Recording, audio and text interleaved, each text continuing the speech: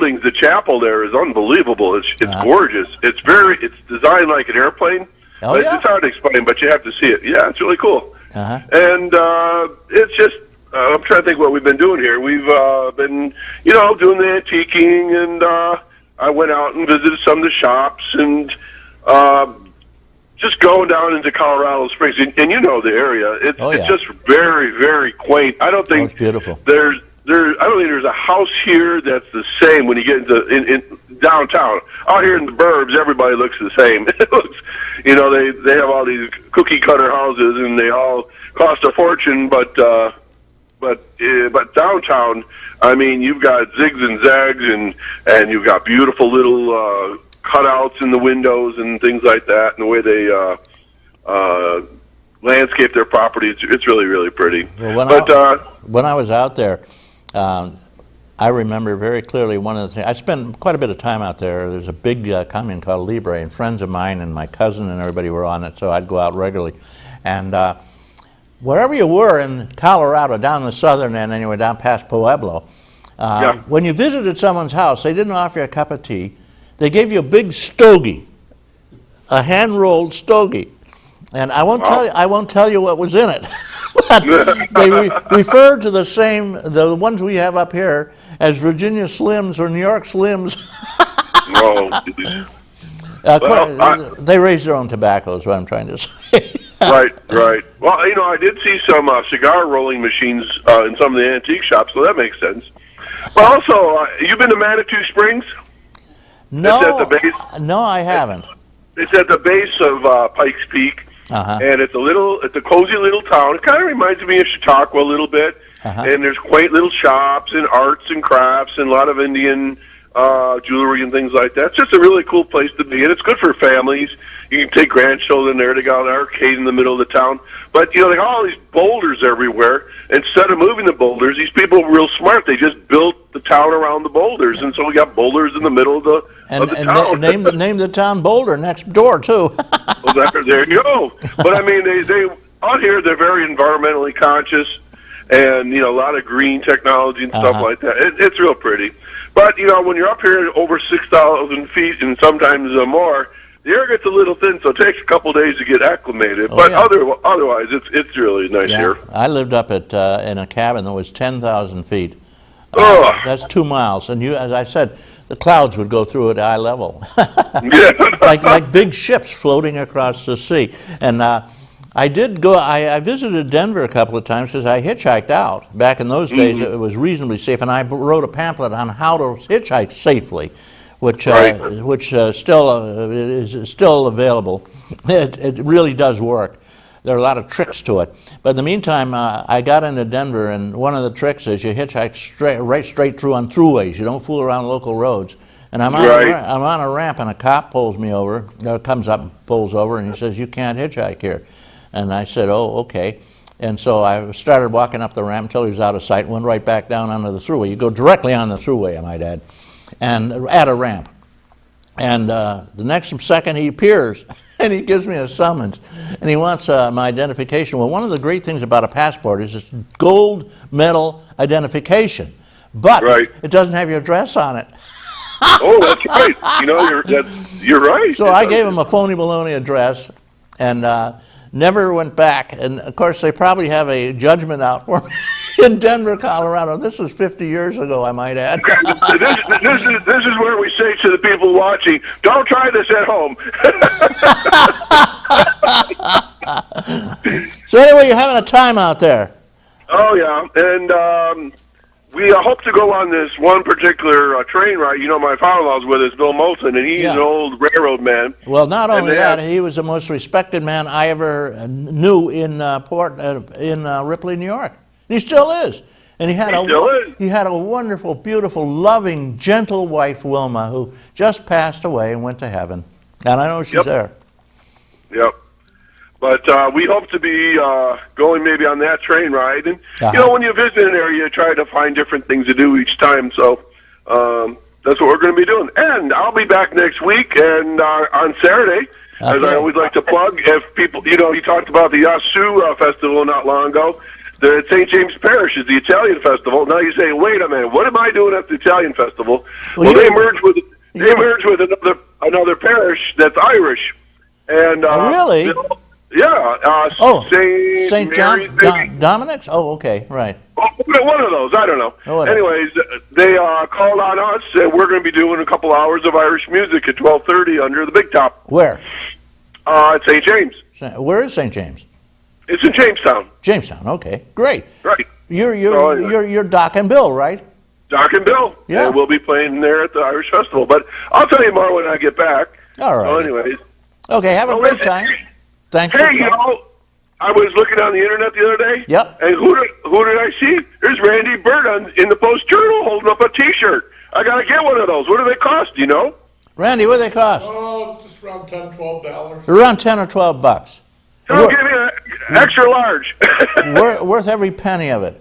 I want one of those. I couldn't believe it. There's Randy. I'm about 1,500 miles away. I'm looking at through my phone, and there's Randy. So hey, we get around. You know, Senior Report is very popular, and Randy is one of our ace engineers here. Absolutely.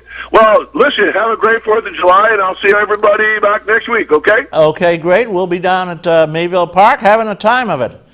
Thanks a lot for calling in, John, and you'll be here Saturday morning. Saturday morning. All right, till then. John Hamels, thanks again. Bye-bye. Bye-bye. He likes to be called Doc. Mm-hmm. Hickory Dickory Doc. Yeah. Or like the docks down at the foot of the hill. Every caller who calls in today gets 2 $5 certificates to the docks. That's a deal. Just to pick up the phone and dial a number? Wish somebody a happy birthday or say, I love your program. That's all you got to say. Well, my birthday's in a couple weeks. Well, they can wish anybody a happy birthday. Say, I want to wish Grandpa a happy birthday. I'm not a grandpa. I know. That's why it wouldn't be you. This is GalenZookpt. He's our guest of honor here. But I do have a couple of senior report items I wanted to bring up. The kitchen committee for July 5th of the seniors over at you know, this is so confusing, Brockton, Portland. My paperwork is getting terrible, too much paper. Shirley Palmiatier will be there, and she's going to do the honors. So she makes the coffee and gives the cookies out. Free luncheon coming up for the Brockton, Portland crowd. July 19th, menu is steak and mashed potatoes, beef, muffins, and pudding. How about that? Lakeshore Seniors, that's a wonderful club. Charlene Hallmark in the Fredonia area. And she has said, we have so many people coming over here, they're very busy. I just wanted to mention July 6th, they tell us, is July 6th, is the Lakeshore Seniors dinner. Get over there. No meeting on July 6th. So don't come for a meeting. Come to eat and enjoy, dance and sing songs, and fool around. The club made a donation to the Chautauqua County Home and Chautauqua Adult Daycare. Seniors are taking care of each other and other people. Sheridan Happy Seniors, who have a Happy Seniors song, and I've still got to get them over here to do it. I wish they'd come over. They usually meet at St. Bosco Hall, and the president over there is Ellen Suttle. If you want to get involved, drop in and say, I'm ready. Join them. The Chautauqua Annual Picnic is coming up. It's an annual thing in the summer, every year. A huge, huge party over at Midway Park. And it's called the Senior Picnic, and it'll be August 12th this year. And it runs basically all day. And there's going to be a bus from Fredonia to take seniors over there, but you can always bum a ride with somebody. The Sheridan Happy Seniors tell us also that in late summer, they're going to have a hot dog roast. You know, Salem hot dogs are great. I don't plug anybody, but I got a bunch of them over at Tops Markets. And Tops has some super sales once in a while. That's the time to shop. Shop at Tops, during sale time. Food Committee for July 8th coming up. The next meeting, Wilma Crawl, Irene Kuhn over at the Brockton Portland crowd. Silver Creek, or I should say, not the Brockton Portland. As I say, this paperwork is getting so crazy. Sheridan Happy Seniors, July 8th, next meeting. Silver Creek crowd, they have a wonderful club over there. Ed Newman runs the show. Their clubhouse, if you're in the area in Silver Creek, is where 5 and 20 meet. And you're welcome to join. They're looking for everybody. Special prayer for Dan Connie. Irene Connie has been the president there forever and ever and ever. Okay, I just want to say Marv Smith called bingo.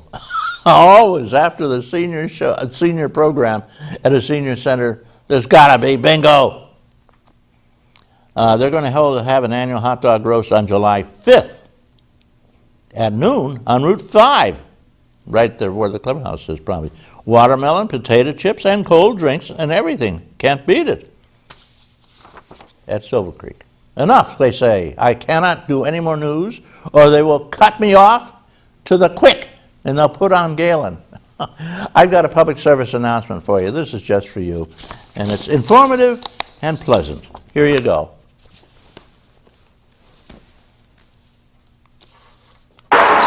All right, guys, we gotta be smarter about what we bite on, okay? I want everyone to go outside. We're gonna run Red Rover on 3. What about you, Tony? I'm gonna run around in circles, flatten my arms, and make engine noises like this. When it comes to playing, we kids are the pros. We're eating right, too. We fuel up To play 60! Your school doesn't have a program? Be a leader. Start one. Click today and join the movement.